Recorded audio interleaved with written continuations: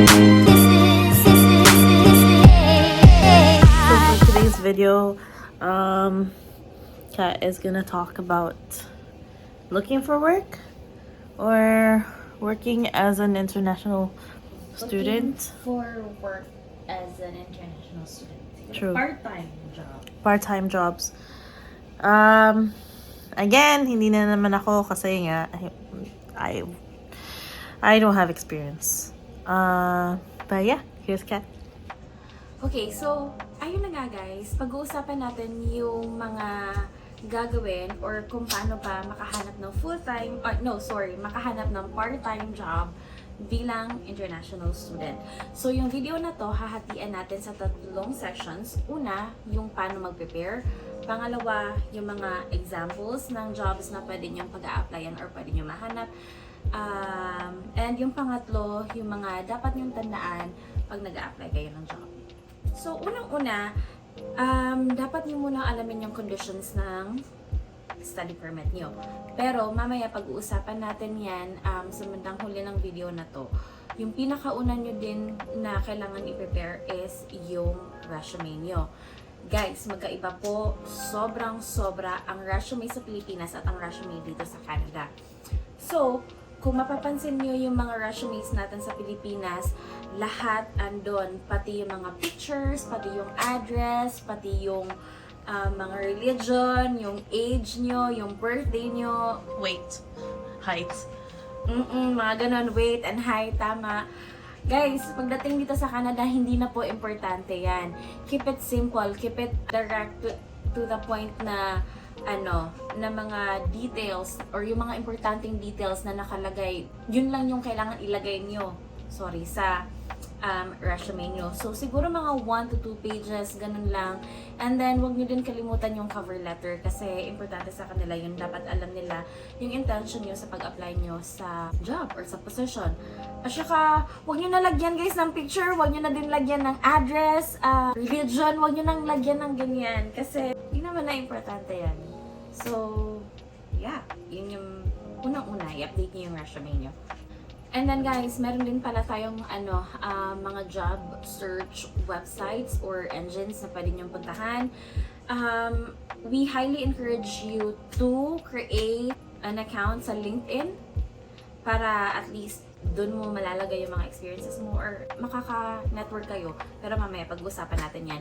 Also, pwede kayo makahanap ng job sa Indeed, sa Glassdoor, Canada Job Bank, school bulletin board nyo. Try nyo sa school din, makakahanap din kayo ng mga part-time jobs nun. Tanong-tanong lang kayo. At saka, yung sinasabi ko kaninang network, guys, napaka-importante na mag-network lalo na pag nagsa-start lang kayo dito, wala pa kayong kakilala. Isa din yan sa makakatulong sa inyo para makahanap ng job. Good start siya to plan or to explore mga potential na pwede nyong paghahanapan ng trabaho. Marami, kung magtatanong kayo paano mag-network, guys, pwede kayong mag-volunteer, pwede kayong mag-attend ng events, pwede kayong mag-connect sa mga alumni sa schools nyo. At saka guys, huwag niyong kalimutan na pag nagne-network kayo, hindi yung parang kayo lang nakaka-benefit. Make sure din na parang mutual naman or reciprocate naman yung tulong na maibigay nila sa inyo. But, yeah, ganun, laking tulong yung network dito. Isa din pala sa dapat nyong i-ready is yung SINU at saka payroll na direct deposit form na makukuha nyo sa bank. Dito sa Canada, minsan check yung binibigay nila sa salary nyo pero karamihan po doon na dinedirectang i-deposit sa bangko nyo. Kaya kailangan nyo yung payroll direct deposit form galing sa bangko. At saka pala yung mga references nyo, malaking tulong din yon. Pero I think for part-time students or part-time jobs ng mga international students, hindi ko sure kung lahat ba ng pag-a-applyan nyo is kailangan ng references. Sa experience ko, wala naman masyado sa past. Sa first 2 jobs ko, hindi ako hininga ng references. But yeah, might as well have it ready just in case. So guys, dumayo naman tayo sa mga examples or mga klase ng jobs na pwede nyo mahanap dito bilang international student. So, karamihan sa mga international students dito na nagpa-part-time jobs yung mga trabahong napapasukan namin or yung mga international students, karamihan napupunta sa mga coffee shops, mga retail jobs, restaurants, hotels, bars, any customer service related na mga jobs. Paminsan-minsan meron din mga admin assistant jobs, guys. So, yung mga yun, maraming tumatanggap na mga part-time jobs or mga international students, yung mga ganun. Yung mga, yung mga positions na minensyon natin kanina, depende yun guys, if pasok pa siya sa schedule nyo. Pero during sa interview, siguro i-bring up nyo na din yung schedules nyo sa school para alam nila kung paano nila isa-schedule kayo sa work, kung makukuha nyo yung work na yun. Ngayong June lang pala, nitong June lang pala of this year, 2022, yung minimum wage pala ng BC is $15.65 per hour na yung minimum natin dito. Yung mga example na mga positions na minensyon namin kanina, depende yon kung magkano yung wage, pero hindi po bababa ng $15.65 per hour kasi yung minimum natin is yun na po. So, yung mga admin assistant jobs, yung mga customer service jobs, depende yan kung may experience kayo. Sure, baka mataas. Pero depende din po yan sa company. Baka mas malaki pa yung offer. Basic na ibibigay nila sa inyo. So, guys, tandaan nyo lang na bago kayo maghanap ng work, alamin nyo po muna yung condition ng study permit nyo. Gaya ng minention ko sa simula ng video na to. Kung pwede ba kayo makapag-work off campus, pwede. Well, may choice naman kayo kung pwede kayo mag-work off campus or sa loob ng campus nyo. Pero yung condition ng study permit nyo, makikita nyo yan sa permit nyo sa bandang baba. Also, kung pwede kayong mag-work, pwede kayong mag-part-time, guys, mag-work lang kayo pag nagsimula na yung study program nyo. Huwag kayong mag-work if matagal pa magsastart yung study program nyo. Bawal yun. Pag mga karamihan sa mga international students na nagpa-part-time pala, yung mga ganun, full-time students yun sila na naka-enroll sa designated learning institution. Siguro karamihan sa inyo alam na yan. Pero super importante talaga is if makaka-work kayo or pwede kayong mag-part-time off-campus, tandaan nyo na yung allowable lang na pwede nating i-work or yung number of hours na pwede nating i-work is 20 hours per week lang. Kung merong scheduled breaks, pwede kayong mag full-time, pero i-confirm nyo sa program na in-enroll nyo or i-confirm nyo sa school nyo kung may scheduled breaks na kayo.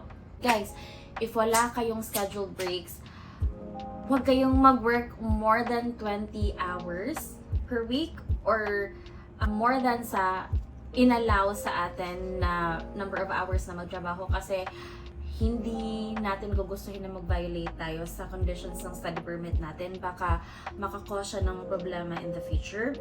If walang scheduled breaks, siguro yes, mahirap yung 20 hours lang na per week yung nakukuha natin na trabaho. Pero mas mainam po na wag na kayong wag na kayong sumobra sa 20 hours. Pero if may scheduled breaks kayo, again, i-confirm yung sa school nyo and then alamin nyo para at least pwede kayong mag-work full-time. Kung naiintindihan ko mga international students, medyo mahirap talagang i-manage yung pera natin, lalo na pag tayo lang yung nagsusustento sa sarili natin. Given sa high cost of living sa Vancouver, medyo imposible talaga yung 20 hours per week na makakasustento sa atin. Kailangan talaga ng extra and racket. Pero hindi po namin i-encourage sa inyo yung mga cash jobs na mga nakikita nyo. Siguro kung bawal tayo or hindi tayo naka-scheduled breaks or hindi tayo naka-term break, gaya ng minention ko kanina, siguro wag tayong mag-exceed ng more than 20 hours per week. Kasi yung problema na sinasabi ko, baka pagdating sa panahon na mag-a-apply tayo for postgrad work permit or as permanent resident dito sa Canada, baka makita yun ng government at baka yun pa yung ika-problema nyo. So baka makita din nila yun. So mas mabuti na po na mag-ingat tayo or maging careful tayo. Okay Guys, so sa case ko pala, yung experience ko pala pagkadating dito, naghanap ako ng trabaho nung kapag na ako sa school, yung nakapag-register na ako sa school, lahat okay na sa school, nag-start na akong maghanap ng trabaho. Kasi hindi pa naman ako magsa-start mag-work. Nag-start talaga ako mag-work nung nag-start na yung program ko. So, bali binigyan ko lang ng allowance yung sarili ko na mag-prepare bago mag-start yung program ko para at least hindi ako magsimulan ng too early sa trabaho bago pa mag-start yung program ko. During nung nag-aaral ako, yung pinakauna na pasukan ko pala was yung Tim Hortons. So, hindi ako nataga sa Tim Hortons, guys, kasi nga nung nag-start na ako mag-school, nag-apply ako, sobrang dami ng application na sinend ko sa Indeed. So, apply lang ako ng apply. Nung nag-start na ako sa Tim Hortons, binigyan nila ako ng 20 hours lang din. And then, in-offer nila sa akin 25 hours, pero sabi ko ayoko kasi baka makakause ng problema sa permit ko. So, ako yung naging firm. Guys, kailangan nyo maging firm sa mga ganyan. Dapat alam nyo yung conditions ng permits nyo. So, sabi ko hindi pwede. Nag-20 hours lang ako. And then, after that, I think sa kalagitnaan ng work ko sa Tim Hortons, naka-receive ako ng tawag din sa 7-Eleven. So, lumipat ako from that location sa Tim Hortons. Umalis ako doon. And then lumipat ako sa 7-Eleven kasi yung location ng 7-Eleven na tumawag sa akin or yung tumanggap sa akin was downtown. So, mas accessible siya sa akin after school kasi yung school ko nasa downtown. So, tinanggap ko yung job sa 7-Eleven. So, sales associate ako doon.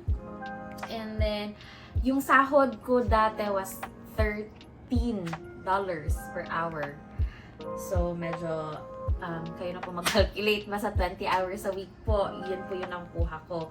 And then I think mga 3 months or 4 months after, yung application ko po nung months prior pa ako mag-start talaga sa 7-Eleven, and then nung nag-start na ako sa Tim Hortons, dun pa ako naka-receive ng tawag sa in-applyan kong position as admin assistant. So, nung nasa 7-Eleven ako as sales associate, naka-receive ako ng tawag galing sa one of the colleges here sa Vancouver. So, nung tinawagan ako, if interested pa ba ako sa position na admin assistant, gino ko na kasi although hindi naman siya counted as experience mo for applying para sa PR nyo, para sa permanent residence application nyo, at least may background na ako sa admin assistant. Dati kasi yung admin assistant, under siya sa NOCB or yung category para express entry. Pero may separate video po tayo niyan. Gagawa tayo ng separate video about dyan. At that time, kinuha ko na kasi admin assistant and then nasa downtown lang din siya. And yeah, yun na yung naging huling job ko bago ko nakuha yung current job ko after kong graduate. Dati din, yung mga schedules ko, medyo super thankful lang din ako sa mga napagtrabahuan ko kasi super flexible nila sa schedule ko dati. Bago pa man ako nag-start ng work sa kanila during interview, sinad ko na sa kanila yung expectations na dapat may mga times talaga na mag-change yung schedule ko according sa schedule na nakukuha ko sa school kasi nga nag-aaral ako, 'di ba? So dati bago pa man mag-start yung enrollment for the next term, binibigyan ko na ng schedule yung pinagtatrabahuan ko para at least alam nila.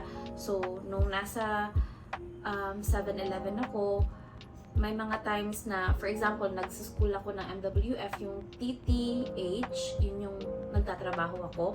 Depende sa inyo guys, kung gusto nyong tumanggap ng shifts ng weekend, that's fine kasi mas pabor sa inyo.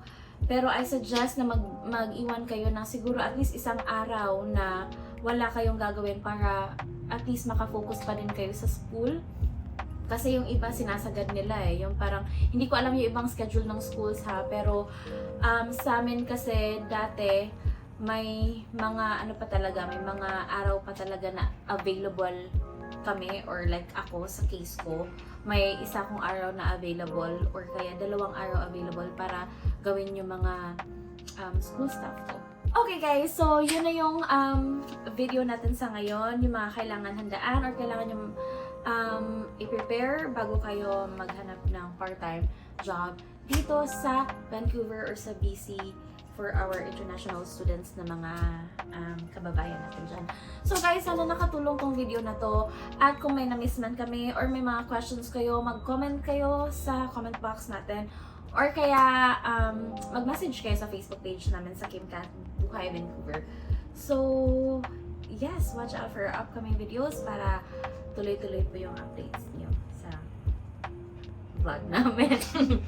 Okay guys, thank you so much and please don't forget to subscribe. See you in our next vlog. Bye!